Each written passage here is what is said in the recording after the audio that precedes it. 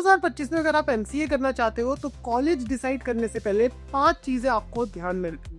कौन से वो फैक्टर्स जो आपको एक सही एमसीए कॉलेज चूज करने में मदद करेंगे और क्यों जरूरी है एमसीए कॉलेजेस को इवेलुएट करना उनमें एडमिशन लेने से पहले। अगर आपके मन में भी ऐसे कुछ सवाल तो आप बिल्कुल सही जगह पे आए हैं, क्योंकि एमसीए फंडास बेसन सोन के आज की इस वीडियो में हम बात करने वाले हैं how to choose an MCA college in 2025 के बारे में।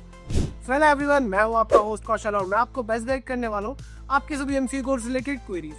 तो इस वीडियो को शुरू करने से पहले अगर आप हमारे चैनल पर नए हैं तो चैनल को सब्सक्राइब कर लीजिए और अगर ये वीडियो आपको पसंद आता है तो इसे लाइक करें और शेयर करें। तो चलिए शुरू करते हैं आज की इम्पोर्टेंट।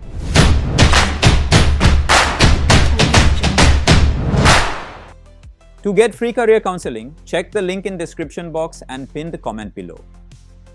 इंडिया में कोई भी कॉलेज या यूनिवर्सिटी चूज करने से पहले सबसे पहले आप उस यूनिवर्सिटी का टाइप जरूर दें।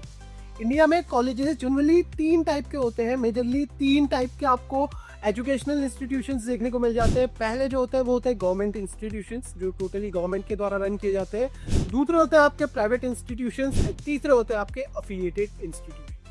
तो ये तो थे टाइप्स ऑफ कॉलेज। आज के इस वीडियो में हम बात करेंगे कि आपको कौन से फैक्टर्स है जो आपको ध्यान में रखने हैं, क्या क्या चीजें जो आपको ध्यान में रखनी है एक कॉलेज को चूज करने से पहले अपने एमसीए कोर्स के। तो चलिए शुरू करते हैं। पहला और सबसे इंपॉर्टेंट फैक्टर है आरओआई, यानी कि रिटर्न ऑन इन्वेस्टमेंट। आरओआई का मतलब है आप कितनी फीस पे कर रहे हैं एंड प्लेसमेंट के टाइम आपको कितना पैकेज मिल रहा है। तो आपका जो पैकेज है वो हमेशा आपकी फीस जो आप पे कर रहे हैं उससे ज्यादा होना चाहिए ईयरली पैकेज। तो आपको ये चीज ध्यान में रखनी है कि आप जिस किसी भी कॉलेज को चूज करें उसका आरओआई यानी कि रिटर्न ऑन इन्वेस्टमेंट हाई होना चाहिए। इंडिया में हम ऐसे गवर्नमेंट इंस्टीट्यूशंस की बात करें जिनका आरओआई काफी अच्छा है तो उनमें आती है एनआईटीज। एनआईटीज में आपको फीस जनरली देखने को मिलती है 1 to 4 लाख रुपीस पूरे एमसीए कोर्स की एंड जो एवरेज पैकेज आपको देखने को मिलता है वो देखने को मिलता है approximately 12 lakh rupees per annum. And इतना ही नहीं, ये एवरेज पैकेज अब तो 60 लाख रुपीस पर एनम तक भी चला जाता है। एनआईटीज के अलावा जेएनयू, डीयू या फिर बीएचयू ये भी ऐसे गवर्नमेंट कॉलेजेस है जहाँ पे आपको आरओआई जो है वो हाई देखने को मिलता है। प्राइवेट कॉलेजेस की बात करें जहाँ पे आपको हाई आरओआई देखने को मिलता है तो उसमें आते हैं बीआईटी एंड वीआईटी जैसे बड़े बड़े नाम। तो बीआईटी में आपको एमसीए कोर्स की जो फीस है वो देखने को मिलती है अप्रोक्सीमेटली 5 to 5.5 लाख रुपीस पूरे एमसीए कोर्स की एंड जो एवरेज पैकेज देखने को मिलता है वो देखने को मिलता है approximately 10 lakh rupees per annum का। वहीं दूसरी तरफ बीआईटी की बात करें तो यहाँ पे आपको जो फीस है वो देखने को मिलती है अप्रोक्सीमेटली 3 लाख रुपीस पूरे एमसीए कोर्स की एंड जो आपको एवरेज पैकेज देखने को मिलता है वो देखने को मिलता है between 8 to 10 lakh rupees per annum. यानी कि इन कॉलेजेस का आरओआई जो है अच्छा है एंड आपको भी ऐसे ही किसी कॉलेज को चूज करना है जहाँ पे आपकी फीस जो है वो थोड़ी सी कम हो एंड आपको जो एवरेज जो सैलरी पैकेज उस कॉलेज में प्रोवाइड किया जाता है वो थोड़ा सा हायर एंड पे होना चाहिए। दूसरा जो फैक्टर है वो है प्लेसमेंट। आरओआई चेक करने के बाद आपको चेक करना है कि कॉलेज के टाइप्स कैसे हैं, कौन कौन सी कंपनीज आती है आपके कॉलेज में, कौन कौन सी कंपनीज विजिट करती है रिक्रूटमेंट प्रोसेस के लिए। अब एमसीए एक टेक्निकल कोर्स है तो ऐसे में आपको ये चीज ध्यान में रखनी है कि आपको या तो एमएनसीज आती हो हायरिंग करने के लिए या फिर ऐसी कंपनीज आती हो जो टेक के फील्ड में थोड़ी सी पॉपुलर कंपनीज के नाम में बताऊं तो आपको आती है PCF, Tata consultancy services, Infosys, Wipro, HCL technologies, tech Mahindra, Cognizant, Capgemini, IBM, Accenture, Microsoft, Oracle, इसके अलावा अमेजॉन, अडोबी, गूगल और ये लिस्ट काफी लंबी है लेकिन आपको मेक श्योर करना है कि ये जो टॉप कंपनीज है ये आपके सेलेक्टेड कॉलेज में विजिट जरूर करें। तीसरा जो आपका फैक्टर है वो है गवर्नमेंट एजेंसी अप्रूवल। अगला इंपॉर्टेंट फैक्टर यही है कि आपका जो भी कॉलेज है, जो भी सिलेक्टेड कॉलेज है, उनके पास गवर्नमेंट जो भी एजेंसीज है उनके अप्रूवल्स होने मैंडेटरी। पहला जो अप्रूवल आपको देखना है वो देखना है यूजीसी का यानी कि यूनिवर्सिटी ग्रांट कमीशन का।